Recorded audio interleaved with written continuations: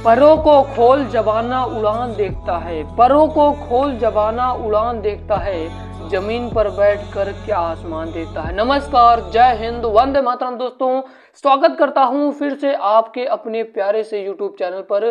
प्रिय विद्यार्थियों, जैसा कि आप सभी लोग जानते हैं, हम लोग कर रहे हैं SSC MTS के बहुत ही ज़्यादा इंपॉर्टेंट प्रश्न यानी सिलेक्टेड कुछ क्वेश्चनों को।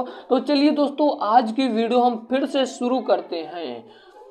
हमारा आज GK GS के सामान्य ज्ञान पर दोस्तों किस प्रकार से प्रश्न पूछे जाते हैं उस पर चर्चाएं करने वाले हैं, जो आपकी परीक्षाओं के दृष्टिकोण से बहुत ही ज़्यादा महत्वपूर्ण है। प्रिय विद्यार्थियों, हमारा पहला प्रश्न है कि रतवाई भारत की जनजातियों से संबंधित एक नृत्य रूप है। तो दोस्तों, इसका राइट आंसर हो जाएगा मेवाती। मेवाती है भैया, ऑप्शन नंबर दूसरा वाला सही हो जाएगा। मेवाती, जो रतवाई भारत की एक जनजातियों से संबंधित एक नृत्य है वो मेवाती, ऑप्शन नंबर दूसरा वाला सही हो जाएगा। अब हम लोग चलते हैं अपने दूसरे नंबर के प्रश्न की ओर। कह रहा है कि निम्नलिखित में से किसने वर्ष 1503 में भारत में पहला यूरोपीय किला बनवाया। वर्ष 1503 में भारत में पहला यूरोपीय किला किसने बनवाया था? तो प्रिय विद्यार्थियों, पुर्तगालियों ने बनवाया था। पुर्तगालियों ने बनवाया था, ऑप्शन नंबर दूसरा वाला सही हो जाएगा। हम लोग चलते हैं अब अपने अगले प्रश्न की ओर। हमारा अगला प्रश्न है कि वायुमंडल की सबसे ठंडी परत कौन सी है? वायुमंडल की सबसे ठंडी परत कौन सी है? तो दोस्तों, इसका राइट आंसर हो जाएगा ऑप्शन नंबर तीसरा वाला मध्यमंडल। भैया, मध्यमंडल जो है वो वायुमंडल की सबसे ठंडी परत है। वायुमंडल की सबसे ठंडी परत कौन सी है? तो मध्यमंडल ही होती है। अब हम लोग चलते हैं अपने चौथे नंबर के प्रश्न की ओर। कह रहा है कि निम्नलिखित में से कौन सी एक ग्रीन हाउस गैस है? कौन सी एक ग्रीन हाउस गैस है? तो दोस्तों, आप सभी को बता दूं, इन चारों ऑप्शनों में मेथेन गैस ही ग्रीन हाउस गैस है। कौन सी एक ग्रीन हाउस गैस है? तो मेथेन ही एक ग्रीन हाउस गैस है। ऑप्शन नंबर चौथा वाला सही हो जाएगा। हमारा अगला प्रश्न है कि भारत में प्रोजेक्ट टाइगर की शुरुआत किस वर्ष हुई? भारत में प्रोजेक्ट टाइगर की शुरुआत प्रिय विद्यार्थियों, आप सभी को बता दूं, 1973 ईस्वी में हुई थी। प्रोजेक्ट टाइगर की शुरुआत 1973 ईस्वी में हुई थी। ये सारे प्रश्न आप लोगों की परीक्षाओं के दृष्टिकोण से बहुत ही ज़्यादा इम्पोर्टेंट हैं। दोस्तों, आप सभी प्रश्नों को जरूर पढ़िए ईमानदारी से, ठीक है। अब हम लोग चलते हैं अपने अगले प्रश्न की ओर। हमारा अगला प्रश्न है, किस युग में मानव भोजन संग्रह करने लगा? किस युग में मानव भोजन संग्रह करने लगा? किस युग में मानव भोजन संग्रह करने लगा?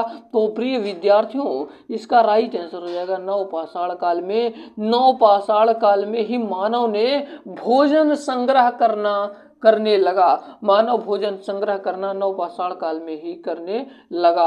अब हम लोग चलते हैं अपने अगले प्रश्न की ओर। कह रहा है कि केनो परिषद किससे संबंधित है? केनो परिषद किससे संबंधित है? तो प्रिय विद्यार्थियों, ये सामवेद से संबंधित है।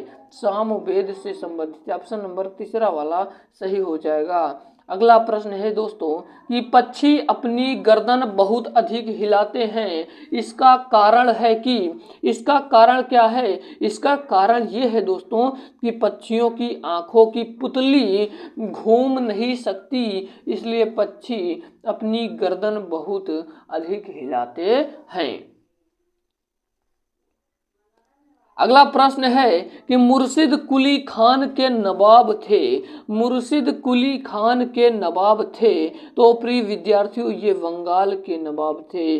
बंगाल के, ऑप्शन नंबर डी वाला यानी चौथा वाला सही हो जाएगा। उम्मीद करता हूँ आपको मेरी वीडियो बहुत ज़्यादा पसंद आ रही होगी। प्रिय विद्यार्थियों, अगर आपको पसंद आ रही हो तो हमारे वीडियो को जरूर सपोर्ट करिएगा और लाइक करिएगा, और हमारे उन भाई बहन तक जरूर शेयर करिए जिनके पास आज कोचिंग जाने तक की फीस नहीं है। हमारा अगला प्रश्न है कि निम्नलिखित में से कौन सा समूह से संबंधित नहीं है? तो दोस्तों, इसका राइट आंसर हो जाएगा टोकरी समूह से संबंधित नहीं। ऑप्शन नंबर दूसरा वाला सही हो जाएगा। आपका अगला प्रश्न है कि माई जनी ट्रांसफॉर्मिक ड्रीम्स इन टू एक्शन नामक पुस्तक निम्न में से किसकी आत्मकथा है? तो प्रिय विद्यार्थियों, इसका राइट आंसर हो जाएगा APJ अब्दुल कलाम की आत्मकथा है। ऑप्शन नंबर दूसरा वाला सही हो जाएगा। आपका अगला प्रश्न एक वर्ष 2016 में साक्षी मलिक ने निम्नलिखित में से किस भार वर्ग में एक ओलंपिक पदक जीता था? तो दोस्तों इसका राइट आंसर हो जाएगा 58 किलोग्राम। 58 किलोग्राम में भैया। अगला प्रश्न है हमारा कि संपीड़नों का निर्माण उस स्थान पर होता है जहां वायुदाब क्या होता है भैया? जहां वायुदाब उच्च होता है। जहां पर वायुदाब उच्च होता है वहीं पर संपीड़नों का निर्माण होता है। ऑप्शन नंबर तीसरा वाला सही हो जाएगा। आपका अगला प्रश्न है कि तमिल की शासकीय भाषा है। तमिल की शासकीय भाषा क्या है दोस्तों? तमिल की शासकीय भाषा पुडुचेरी है। ऑप्शन नंबर तीसरा वाला दूसरा वाला सही हो जाएगा। हमारा अगला प्रश्न है कि ऋग्वी निश्चय दोस्तों क्या है भैया?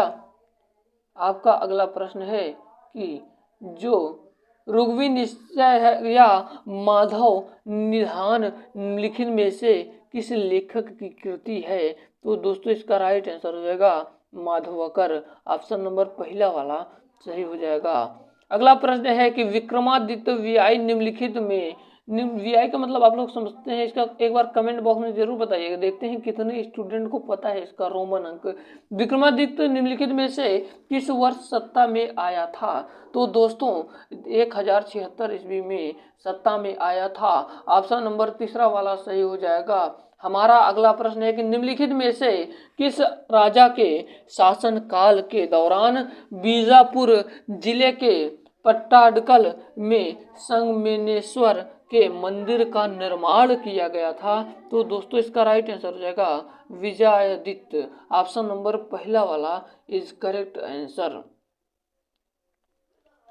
आपका अगला प्रश्न है कि गुप्तकालीन साहित्य का स्वर्ण युग किसके समय को कहा जाता है? तो दोस्तों आप सभी को बता दूं चंद्रगुप्त द्वितीय विक्रमादित्य के समय कहा जाता है।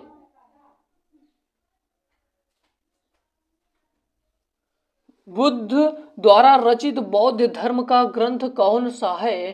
तो दोस्तों इसका राइट आंसर हो जाएगा धम्मपद ही है। ऑप्शन नंबर तीसरा वाला इज करेक्ट आंसर। आपका अगला प्रश्न है दोस्तों कि मलविका निगमंत्र का नायक पुष्यमित्र शुंग से किस प्रकार संबंधित है था? तो दोस्तों इसका राइट आंसर हो जाएगा उसका बेटा। ठीक, उसका बेटा संबंधित था। हमारा आज का अगला प्रश्न है दोस्तों कि मेंडलीव की आवर्त सारणी में ऊर्ध्वाधर कॉलम को कहा जाता है। जो ऊर्ध्वाधर कॉलम है उसको क्या कहा जाता है भैया? ऊर्ध्वाधर का मतलब जो सीधी रेखा है इसको समूह कहा जाता है। समूह इसका तीसरा वाला राइट आंसर हो जाएगा। हमारा अगला प्रश्न है कि राष्ट्र संघ का गठन किस युद्ध के अंत में किया गया था? तो दोस्तों इसका राइट आंसर हो जाएगा प्रथम विश्व युद्ध में किया गया था। ऑप्शन नंबर पहला वाला सही हो जाएगा। आज का दोस्तों अगला प्रश्न है कि अधिकांश सरीसृपों में एक होता है। क्या होता है भैया? 3 कक्षी हृदय होता है। ऑप्शन नंबर तीसरा वाला सही हो जाएगा।